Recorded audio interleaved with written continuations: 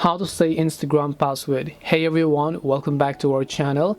In this video I will guide you on how you can see your Instagram password, so make sure to watch the video till the end.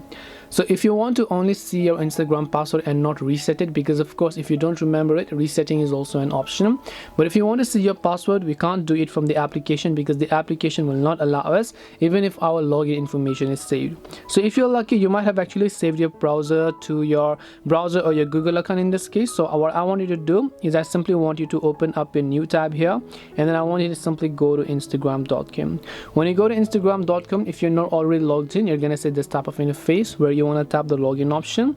And when you want to log into your account, you can simply enter your login details here. If you want to view the password, you can tap the show option over here in order to view the password for that saved account. But this only works if you had happened to save your account or your password to your browser or your Apple ID, Safari, Chrome or whatever. So I hope this video helped you. If you have got any more questions, feel free to leave them down below. Thank you very much for watching till the end of this tutorial, and see you soon in the next video.